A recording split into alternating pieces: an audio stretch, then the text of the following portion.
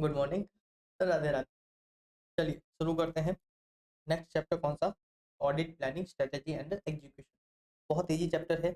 इसके जो main question थे वो तो अपन ऑलरेडी देख लिए, 300, 315, 320, 330। अब कुछ बेसिक क्वेश्चन थोड़े बहुत और बाकी है, 7-8 क्वेश्चन। चलिए तो उसको भी देख लेते हैं। ठीक है, बहुत टाइम पास वाले क्वेश्चन है।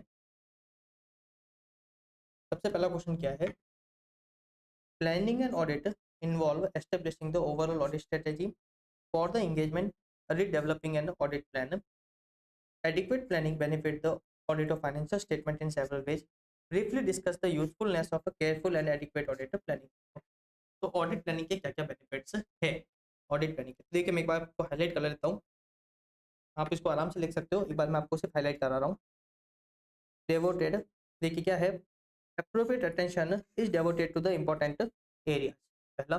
दूसरा, आपको इसे याद रखना है to ensure that potential problems are identify, मतलब हाई रिस्क एरिया वगैरह है, आप क्या कर रहे हो उसको है ना हाईलाइट कर रहे हो। अब जब आपको ऐसे 600 भी याद होगा, वो क्या बोलते हैं आप, तो दूसरा ऑडिटर आपको क्या करना है उसके साथ अप्रोप्रिएटली कोऑर्डिनेट करना है, वो भी आपको प्लानिंग स्टेज पे है ना डिसाइड करना पड़ेगा।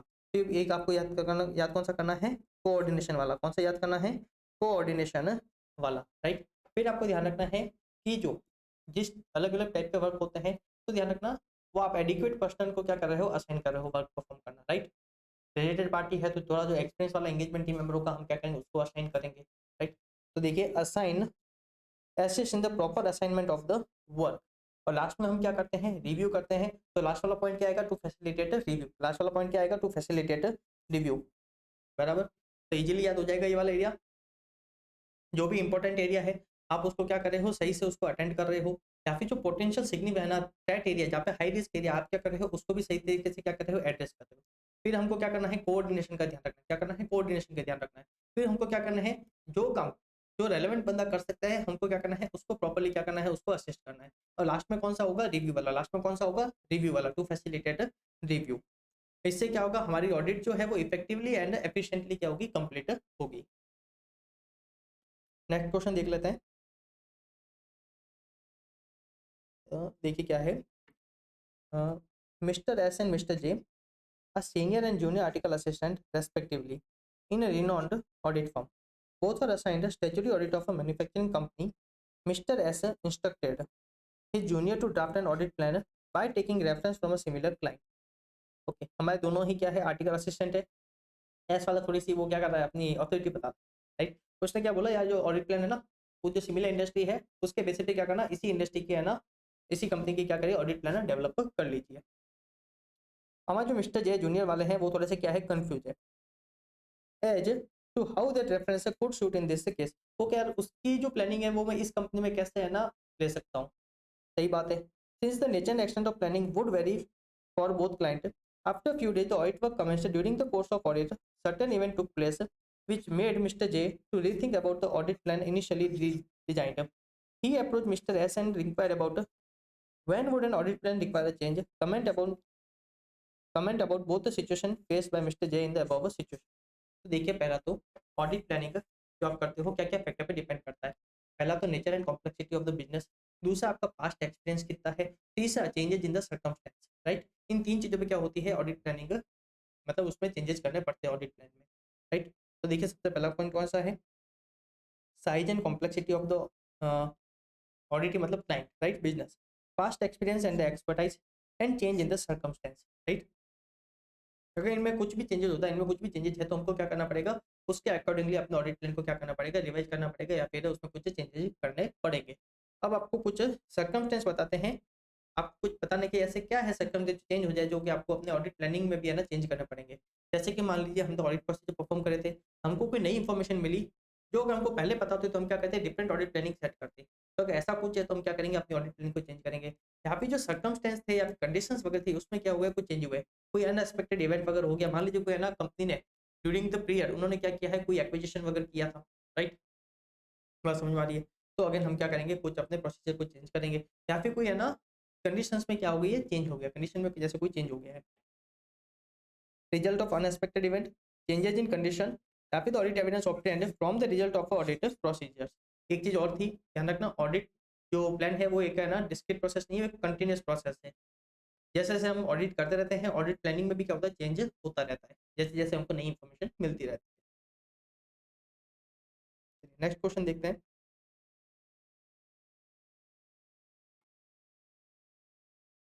XYZ Limited was engaged in dealing in commodity future trading based in Surat. Okay, XYZ limited वो सूरत की कोई कंपनी है जो किसमें काम करती है, dealing in commodity futures. CAQ based at Delhi was auditor of company. The auditor did not even once visit the office of the company and failed to understand the nature of the business of the company. ठीक है, अब मैं आपको साथ साथ में ना कुछ हाईलाइट कर रहा हूँ। आप सबको पता है अपन जब तक ऑडिट प्लानिंग वाला करे तो क्वेश्चन उसी का है। तो देखिए उन्होंने है ना जो कंपनी है एक बार भी उसको विजिट नहीं किया, एक बार भी उसको विजिट नहीं किया, ना ही कंपनी का जो नेचर है ना ही है ना उसको समझा, कंपनी के नेचर को भी उन्होंने नहीं समझा, right. All the paper and account book were received on email and audit was concluded. There were also included in his working paper checklist, which had a requirement of a test checking of a cost of raw material consumed and cost of stores and the spares. My goodness, अब ये तो company का business ही नहीं है। ये वाला जो point है जो इन्होंने अपने वर्किंग पेपर में इंक्लूड किया है, ये तो कंपनी के ऑपरेशन में है ही नहीं, ये तो कंपनी के ऑपरेशन में है ही नहीं। ये मतलब एक जनरल उन्होंने है ना चेकलिस्ट बनाई होगी। ओके ओके, देखिए हर सी जनरल चेकलिस्ट बनाता है, पर जैसे से क्लाइंट का उसके अकॉर्डिंग क्या करता है, अपनी चेकलिस्ट को वो मॉडिफाई करता है, राइट। यहाँ पे तो उन्होंने वो भी नहीं किया, यहाँ पे तो उन्होंने वो भी नहीं किया है ना। There was nothing in working paper showing understanding of the nature of a business. उन्होंने जो बिजनेस की अंडरस्टैंडिंग ली या नहीं ली, बिजनेस की अंडरस्टैंडिंग ली या नहीं ली, उसके लिए उसके रिगार्डिंग भी है ना डॉक्यूमेंटेशन नहीं था। तो what does it reflect upon planning of audit bye CAQ। वो ग्रॉसली नेग्लिजेंट थे, राइट। CAQ क्या था, ग्रॉसली नेग्लिजेंट था इन डिस्चार्जिंग ऑफ हिज ड्यूटीज। वो गिल्टी हो जाएगा, राइट। क्या हो जाएगा, CAQ गिल्टी हो जाएगा। उसने 300 का भी क्या किया है, क्लियरली वायलेशन किया है, उसने उसके रिक्वायरमेंट से कंप्लाई नहीं किया, और साथ में ध्यान रखना है ग्रॉसली नेग्लिजेंट था, इन्होंने अपनी ड्यूटी भी सही तरीके से परफॉर्म नहीं करी है, राइट। तो देखिए ये क्या बोल रहा है, जब भी आप क्या करो ऑडिट स्ट्रेटेजी सेट करो, सबसे पहले आपको देखना पड़ेगा कैरेक्टरिस्टिक्स ऑफ द एंगेजमेंट, जिससे कि आपको पता चलेगा आपका स्कोप क्या है। Planning of nature timing action of audit process required to perform the to be perform to achieve the objective of audit. अब in the given case auditor didn't even visit the company and fail to understand about the business of the company, इसलिए उन्होंने ऐसे tender से comply नहीं किया है। Auditor को देखना चाहिए था nature and complexity of the business and identifies the risk of a material misstatement.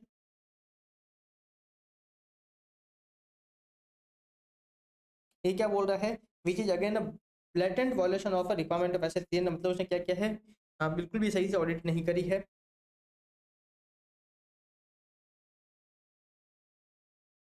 देखिए ये किस टाइप की चेकलिस्ट थी, एक जनरल चेकलिस्ट थी।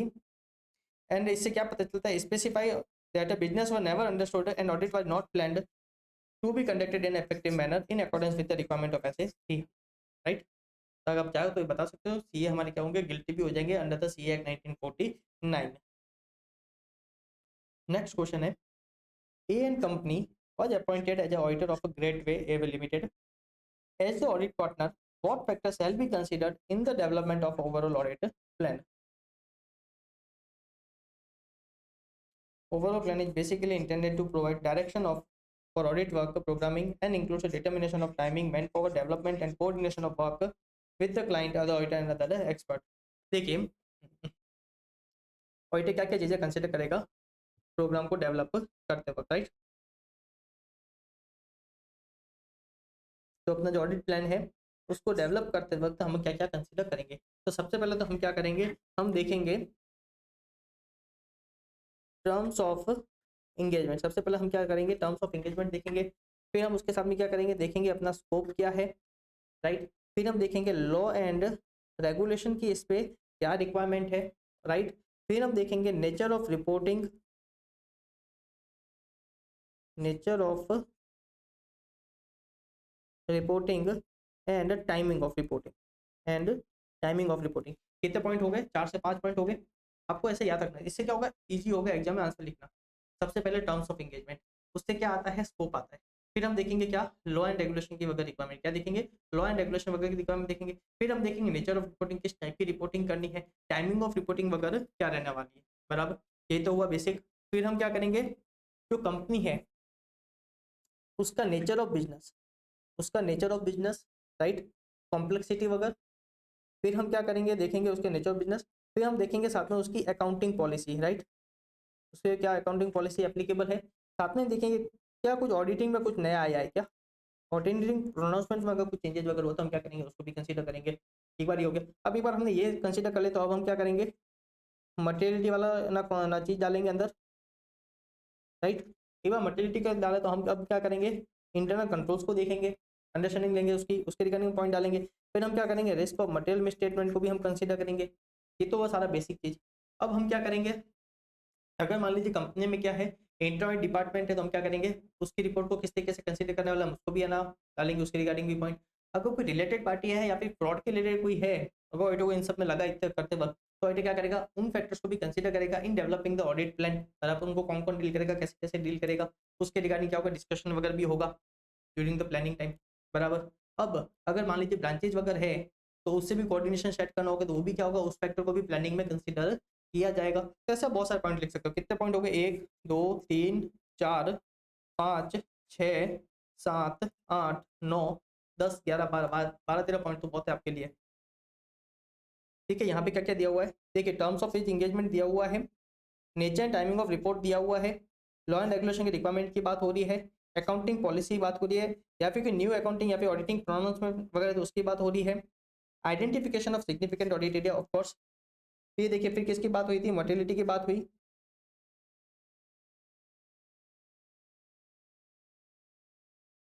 फिर देखिए किसकी बात हो रही है, इंटरनल कंट्रोल की बात हो रही है। फिर देखिए पॉसिबल रोटेशन ऑफ, आप उसके भी पॉइंट डाल सकते हो, रोटेशन ऑफ वर्कर जो होते हैं उसके भी है ना, जो आपके ऑडिट टीम के है उसके भी डाल सकते हो। फिर nature and extent of audit evidence to be obtained, work of inter auditor, work of other auditor, coordination की बात हो रही है, राइट। तो आप आराम से इस पे है ना आराम से 10-12 पॉइंट लिख सकते हैं। इंस्टीट्यूट ने 15 पॉइंट लिखे हैं, अपन 10 भी लिखेंगे तो चलेगा, राइट। नेक्स्ट क्वेश्चन क्या है, you have been appointed as an auditor of Bahubali Limited for the first time. Enumerate the factor to be considered while establishing an overall auditor strategy and its benefits. तो सबसे पहले हम क्या करते हैं, identifying the characteristics of engagement, right. फिर हम देखते हैं हमारी रिपोर्टिंग ऑब्जेक्टिव। फिर हम ऐसा कोई देखते हैं सिग्निफिकेंट इवेंट, राइट, जो हमारे ऑडिट टीम के क्या कर सकते हैं, एफर्ट को डायरेक्ट करेंगे। फिर हम देखेंगे results of preliminary engagement activities and ascertain the anti of audit procedure to be perform, right.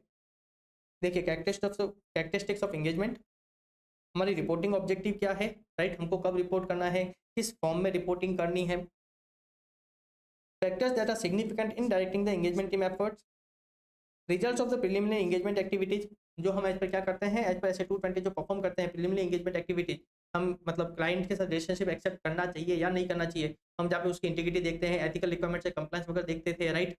अगर रिकरिंग ऑडिट है तो पास्ट टाइम ऐसा कोई सिग्निफिकेंट इवेंट वगैरह तो नहीं हुआ है, याद आ रहे हैं ये वाले पॉइंट्स। हमारी टीम की कॉम्पिटेंसी कैपेबिलिटी वगैरह को भी कंसीडर करते थे, तो उसके जो रिजल्ट्स वगैरह हम क्या करेंगे उसको भी कंसीडर करेंगे। Asset in the anti of audit procedure, anti of procedure required to be perform. अब स्ट्रेटेजी है ना एस्टेब्लिश करने के क्या फायदे हैं, याद रखना, आपको क्या दिमाग में रखना है, रिसोर्सेज क्या रखना है। रिसोर्सेज क्या होती है, हमारी ऑडिट टीम, रिसोर्सेज क्या होती है, ऑडिट टीम। तो हमको किस टाइप के रिसोर्सेज चाहिए, राइट, उसमें कोऑर्डिनेशन, उसका प्रॉपर एलोकेशन, उसका मैनेजमेंट, राइट, या फिर acquiring the required resources. Acquiring का मतलब क्या हुआ, एम्प्लॉयमेंट ऑफ क्वालिटेटिव रिसोर्सेज जिसके आप सही तरीके से ऑडिट परफॉर्म कर पाओ, allocation of quantity of resources, timing of development of resources and management of resources, right.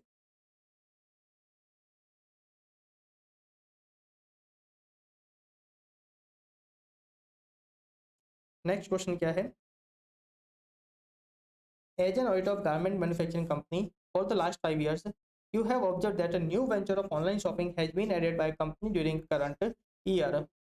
What factors would be considered by you in formulating the audit strategy of the company? तो देखिए पहला वाला answer तो again repeated वाला होगा, अभी जो अपन ऊपर देखा ये वाला तो अगेन क्या है, रिपीटेड है ना। Special factors for online shopping, देखिए बहुत टाइम पास किया हुआ है, एक बार आपको फटाफट रीड करवा लेता हूँ। जरूरत है इसको रीड करवाने की, अपने इसको क्लास में ऑलरेडी बहुत डिटेल में डिस्कस किया था। चलिए देखिए एक बार आपको रीड करवा लेता हूँ। ठीक है, तो auditor shall also obtain understanding of the information system including the related business process due to new venture of online shopping in the following cases. पहला तो आप देखोगे क्लासेज ऑफ ट्रांजेक्शन, राइट। फिर आप देखोगे जो सिस्टम है वो किस तरीके से ट्रांजेक्शन को इनिशिएट करता है, प्रोसेस करता है, रिकॉर्ड करता है, स्टोर करता है, ट्रांसफर करता है from general ledger to the other ledgers, right, या फिर टीपीएस टू जनरल लेजर, बराबर। ट्रांजेक्शन प्रोसेसिंग सिस्टम से जनरल लेजर में किस तरीके से ट्रांसफर करते हैं। फिर हम देखेंगे कि नॉन रिकरिंग जो है ना इवेंट्स वगैरह होते हैं, जो सिस्टम है उसको किस तरीके से आइडेंटिफाई करता है और रिकॉर्ड करता है। फिर जो जनरल एंटिटी से जो रिलेटेड कंट्रोल्स वगैरह थे हम क्या करेंगे, उसको भी कंसिडर वगैरह करेंगे। ठीक है, क्या बोलता है, तो procedure with in both information technology and manual system by which those transactions are initiated, recorded, process, corrected और necessary transfer to general ledger, to the general ledger. General ledger transfer कहां से होता है, टीपीएस जनरल लेजर में transfer होता है, and reported in the financial statements. The related accounting records supporting information specific accounts in the financial statement that are used to initiate, record, process or report transaction. This include correction of the incorrect information, how information transferred to the general ledger. Now, how the information system capture event and condition other than transactions that are significant to the financial statements. Control surrounding the journal entries, including non-standard journal entries used to record non-recurring unusual transactions or adjustments. Right? बहुत time pass है, inter level के question है ये तो। हम last question, sorry last नहीं, next question क्या है, right a short note on relationship between audit strategy and audit plan. Class में बहुत डिटेल में समझा था क्या होता है ऑडिट स्ट्रेटेजी और ऑडिट प्लान, दोनों एक दूसरे पे क्या होता है, इंटरडिपेंडेंट, इंटर रिलेटेड होते हैं। अगर किसी एक में चेंज आता है तो ध्यान रखना दूसरे में भी चेंज आएगा, क्यों, क्योंकि दोनों क्या है, एक दूसरे पे इंटर रिलेटेड है, बराबर। ऑडिट स्ट्रेटेजी पहले बनती है, ऑडिट प्लान उसके बाद बनता है, ऑडिट प्लान उसके ऊपर उसके अकॉर्डिंग बनता है। ऑडिट स्ट्रेटेजी से क्या होता है, हमारा स्कोप डिसाइड होता है, हम वहाँ पे हम पता चलता है हमारा स्कोप क्या है। ऑडिट प्लान में क्या होता है, हम वहाँ पे डिटेल में nature, timing, extent of audit procedure क्या करते हैं, डिसाइड करते हैं, राइट। देखिए एक तो क्या है, दोनों इंटर रिलेटेड है। ऑडिट स्ट्रेटेजी पहले बनती है ऑडिट प्लान से। Audit plan contains more detail. Audit strategy provide the guideline for developing the audit plan. मैंने बोला था ऑडिट प्लान ऑडिट स्ट्रेटेजी के अकॉर्डिंग क्या होती है, डेवलप होती है। Audit strategy establish the scope, timing and direction of the audit, thereby works as a basis for developing a detailed audit plan. Detailed audit plan would include the nature, timing, extent of the audit procedure so as to obtain sufficient appropriate audit evidence. Right? Time pass है।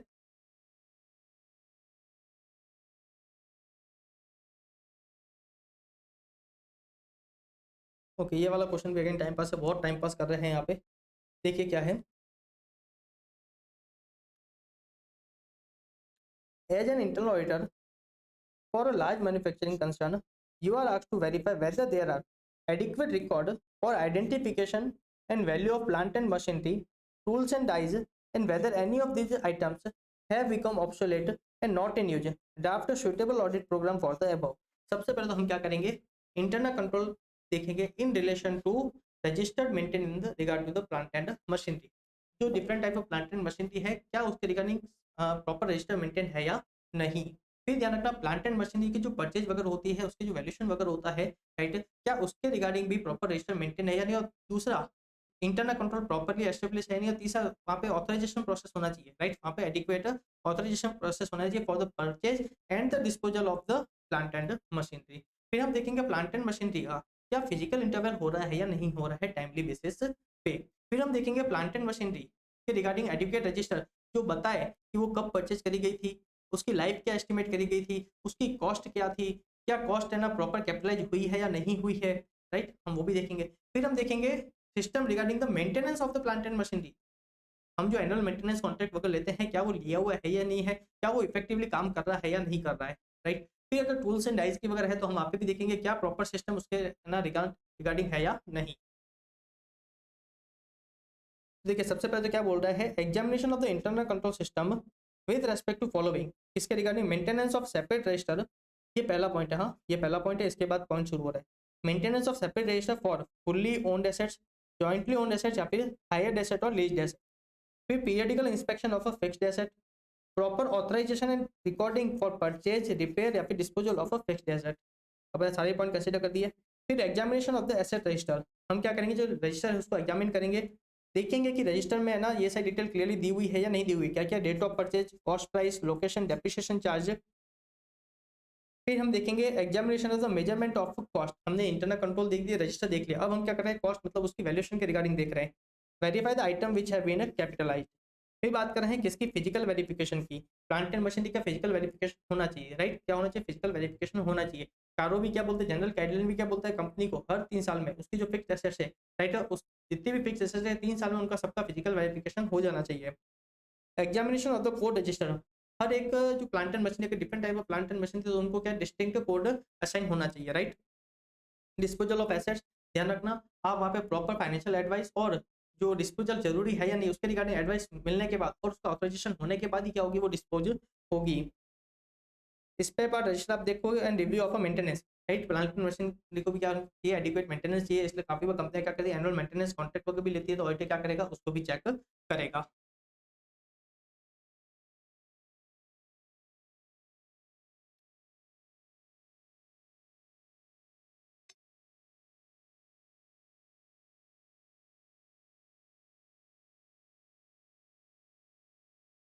Next question,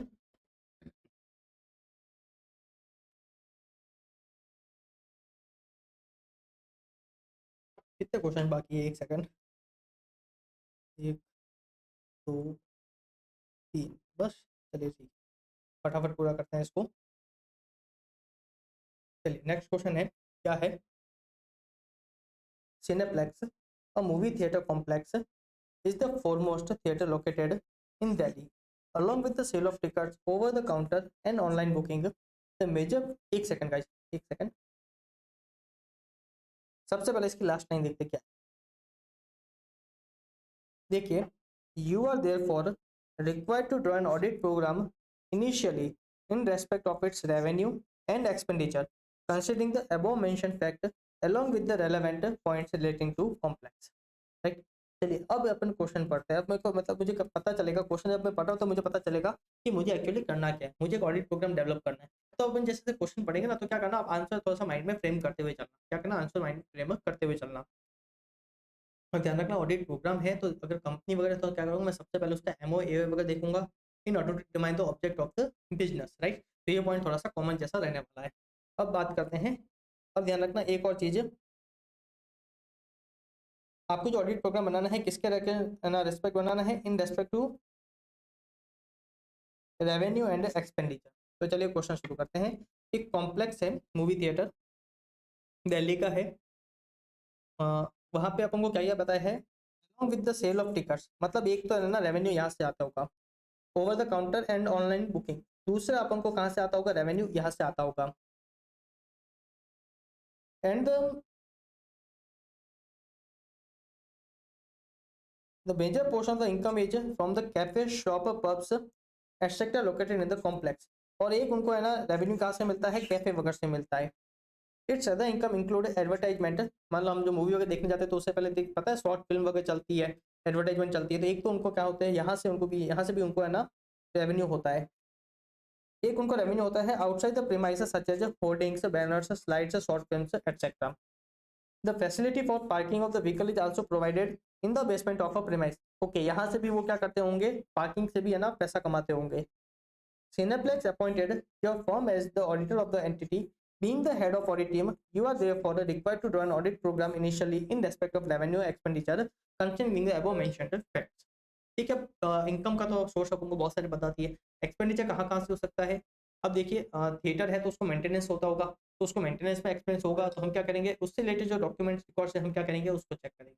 payment वगैरह है तो उसके भी regarding हम authorisation वगैरह देखेंगे कि प्रॉपर है ना पेमेंट हो रहा है या नहीं हो रहा है, पहला एक्सपेंस। दूसरा, सैलरी वगैरह देते होंगे, सैलरी वगैरह तो उसका एक्सपेंस होगा, तो हम उसको भी प्रॉपरली चेक करेंगे। तीसरा, बताइए इंपॉर्टेंट क्या है, बिजनेस क्या है यहाँ पे, सिनेमा है ना, थिएटर, तो यहाँ पे जो मूवी चलती होगी तो जो डिस्ट्रीब्यूटर्स वगैरह है, राइट, उनको भी तो अपन को कुछ पैसा देना पड़ता होगा, तो वो भी तो हमारे इनके लिए ना ये एक्सपेंस हो गया ना, सिनेप्लेक्स वालों के लिए वो भी तो एक एक्सपेंस हो गया। तो उसमें तो क्या होगा, प्रॉपर कॉन्ट्रैक्ट वगैरह होता है कि किस बेसिस से है ना प्रॉफिट को वगैरह क्या किया जाएगा, उसको है ना एलोकेट किया जाएगा, राइट, किस तरीके से डिस्ट्रीब्यूट किया जाएगा, या फिर किस तरीके से पेमेंट होगा, क्या कोई फिक्स पेमेंट है या फिर कोई परसेंटेज बेसिस पेमेंट है, राइट। हाँ, अगर वो ओन नहीं है, रेंट है, तो रेंट का एक्सपेंस वगैरह भी हो सकता है, ऑफ कोर्स, राइट। अपन इस तरीके से क्या करेंगे, एक्सपेंस के रिगार्डिंग कंसीडर करेंगे। रेवेन्यू कहाँ कहाँ से हो सकता है, एक तो सेल ऑफ टिकट्स वगैरह से, राइट, दूसरा ऑनलाइन बुकिंग से। तो हम क्या करेंगे, एक तो देखेंगे क्या वो टिकट सीरियली नंबर है या नहीं है, बराबर। हम साथ में ऑनलाइन बुकिंग वाले से भी चेक करेंगे। फिर हम क्या करेंगे, उसको रिकंसिल करेंगे विद द टिकट सोल्ड वगैरह, जो पैसा आया है और जो टिकट सेल हुई है, तो हम क्या करेंगे, दोनों को रिकैंसिल करेंगे। अब इन्होंने क्या बोला, एक और इनकम कहाँ से आती है, एडवर्टाइजमेंट वगैरह से आती है, तो उससे रिलेटेड जो कॉन्टैक्ट है या फिर जो डॉक्यूमेंट्स वगैरह है, हम क्या करेंगे वो चेक करेंगे, साथ में हम क्या करेंगे बैंक स्टेटमेंट वगैरह भी चेक करेंगे, साथ में हम एक्सटर्नल कंफर्मेशन वगैरह, राइट। तो ये किससे हो गया, कैफे वगैरह उससे हो गया। अब जो पार्किंग वाला है, तो हम उससे रिलेटेड जो डॉक्यूमेंट रजिस्टर मेंटेन है, हम क्या करेंगे उसको चेक करेंगे और रेवेन्यू थ्रू द पार्किंग। एक और कौन सी बाकी रह गई थी, कैफे वाला हो गया, हाँ एडवर्टाइजमेंट वाला, जो एडवर्टाइजमेंट वगैरह करते हैं तो उसके रिगार्डिंग में हम क्या करेंगे, डॉक्यूमेंट वगैरह को चेक करेंगे। तो देखिए, एक तो हम MOA, in respect of income from sale of tickets, examine the internal control system to ensure proper accounting of sale of tickets, examine the system of online booking, examine the system of reconciliation of collection with the number of seats available, examine the existence and effectiveness of internal control system relating to income from cafe, shop, pubs, etc. Examine the control exercise relating to income receivable from advertisement. Examine the system of collection from the parking areas. Examine the system of payment to the distributor, which may be either through right payment or percentage of collection. Examine the system of payment of salary and other benefits to the employee, ensure compliance of the statutory requirements. Examine the expense incurred in respect of a maintenance of a building, right?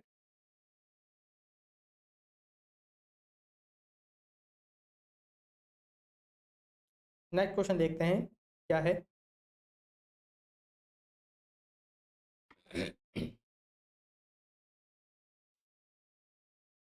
देखिए, XY limited is a manufacturing company provided following details of wastage of raw material in percentage for various months.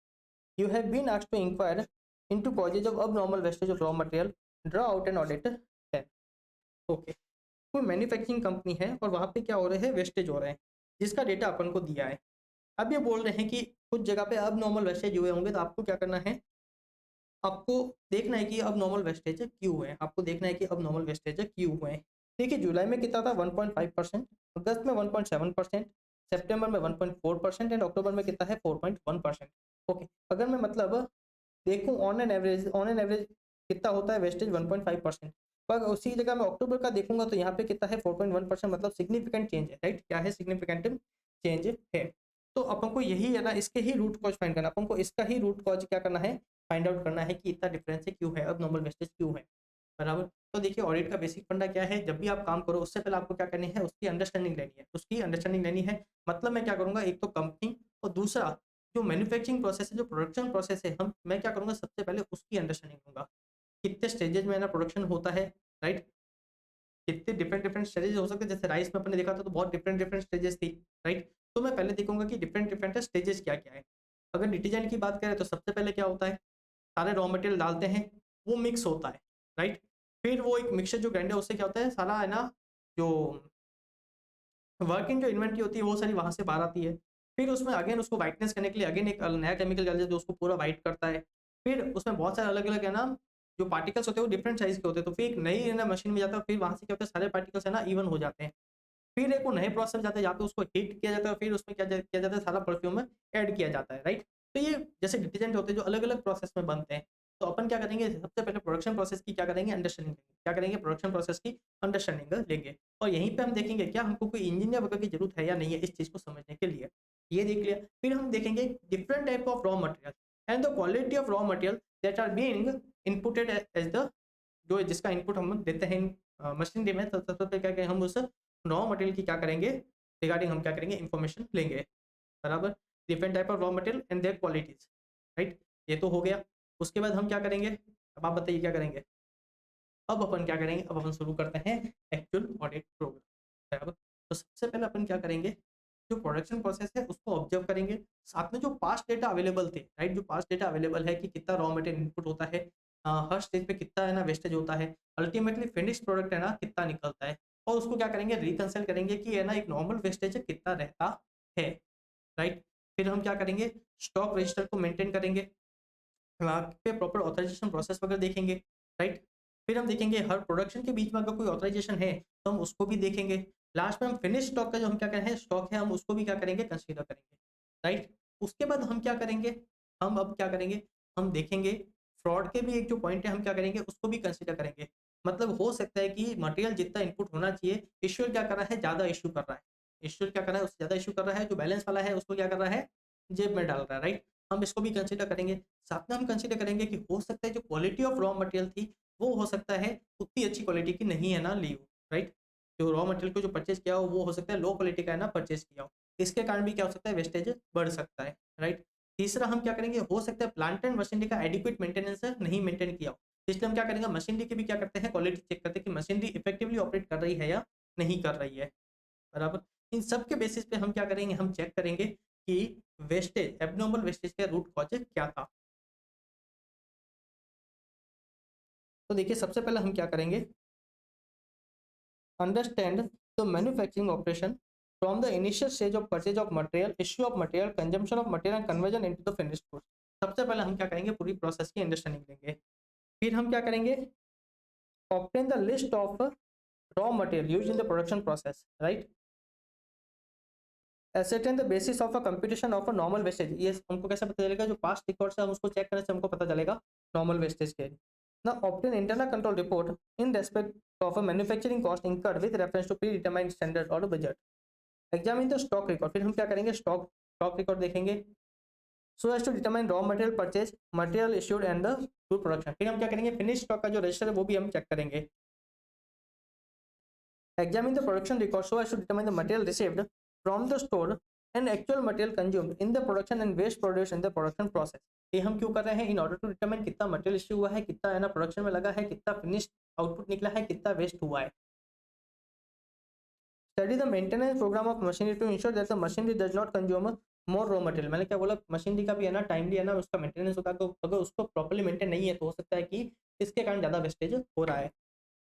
ascertain whether employee engaged in the production are properly trained, determine the existence and effectiveness of quality control technique employed in the entity, examine inventory control in respect of storage, pilferage and the issue etc, जहाँ पे inventory store होती है हम उसको भी check करेंगे। obtain a statement showing a breakup of a wastage figure in storage, अब हम क्या करेंगे, जो वेस्टेज है उसके भी क्या करेंगे, उसको भी है ना ब्रेकअप कर रहे हैं कि जब इनपुट एज इनपुट डाला जाता है तो क्या उसमें कोई वेस्टेज होता है, या फिर डिफरेंट लेवल जो है ना प्रोडक्शन के जो डिफरेंट डिफरेंट स्टेजेस है, क्या हर स्टेज पे अलग अलग वेस्टेज होता है, तो हम क्या करेंगे, सबका वेस्टेज का भी क्या कर रहे हैं, ब्रेकअप ले रहे हैं, तो एक्चुअली पता चले कि कौन से स्टेजेस पे है ना अब नॉर्मल वेस्टेज हुआ है। Consider the existence of following situation that may also cause the abnormal wastage, जैसे कि purchase of poor quality of raw material, machinery breakdown, high rate of rejection, deterioration of raw material lying in the godown. मान लीजिए बहुत ज़्यादा है ना stock है ना परचेज कर लिया था और वो गोडाउन में पड़ा है और उसकी क्वालिटी क्या हो रही है, अफेक्ट हो रही है। Abnormal wastage in storage and handling, commencing new production line. एक बार ऐसा केस हुआ था ना पेट्रोल वाले केस। अब क्या होता है कि पेट्रोल में जो आपने देखा होगा ना नली जिससे वो पेट्रोल अंदर डालते हैं, तो क्या था कि वो पेट्रोल की है ना जो नली तो हल्की सी ऊपर रख रहे थे और पेट्रोल तो हवा के कांटेक्ट में आते क्या थोड़ा सा उड़ जाता है। तो बाद में क्या बोला कि आप थोड़ी सी पेट्रोल की जो नली है थोड़ा सा क्या करिए अंदर की तरफ रखिए, तो वेस्टेज का तो वहाँ पे कोई चोरी वगैरह नहीं हो रही थी, तो उसको इस तरीके से हैंडल किया जाता है कि है ना वेस्टेज है ना ऑटोमेटिकली हो रहा था, राइट? तो कुछ वेस्टेज तो होगा तो कुछ अपन क्या कर सकते थे, प्रिवेंट कर सकते थे। चलिए नेक्स्ट क्वेश्चन देखते हैं। CA Raj is the auditor of a multiplex cinema house, okay एक और सिनेमा आ गया है। He has observed during the course of audit that the existing venue has undergone a renovation. The auditorium was split into smaller one and additional auditorium was constructed. C.A. Raj, who finalized the audit plan and audit program, wanted to reconsider the same during the course of audit. ये से काट देना है, गलत आ गया। During the course of audit, discuss a few circumstances where the audit program would have to be suitably altered by the auditor. देखिए पूरी रामायण गाई, अब सिर्फ ये पूछा है कि आप कुछ कुछ ऐसे सर्कमस्टेंस बताइए जहाँ पे आपको ऑडिट प्रोग्राम को चेंज करना चाहिए।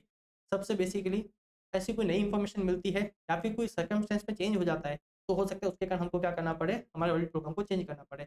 अब ऑडिट प्रोग्राम जब डेवलप करते हैं हम वर्टिलिटी को कंसीडर करते हैं, साथ में हो सकता है हम टर्नओवर को कंसीडर किया हो, अगर उसमें कोई सिग्निफिकेंट चेंज आया है तो ऑफकोर्स हमको क्या करना पड़ेगा, ऑडिट प्रोग्राम में भी चेंज करना पड़ेगा, बराबर? ऐसे और कुछ ट्रांजेक्शन बताइए। हाँ, ओके। एक्विजिशन अगर हुआ होगा तब भी, हाँ, ऑफ कोर्स एक्विजिशन अगर हुआ होगा तब भी हमको क्या करना पड़ेगा, अपने ऑडिट प्रोग्राम को चेंज करना पड़ेगा। मान लीजिए कुछ जो एसेट जो कंपनी मेंटेन करती है या फिर जो बुक नेटवर्क मेंटेन करती है, मान लीजिए उसमें भी कुछ सिग्निफिकेंट चेंज आया है, तो अगेन हमको क्या करना पड़ेगा, अपने ऑडिट प्रोग्राम को चेंज करना पड़ेगा।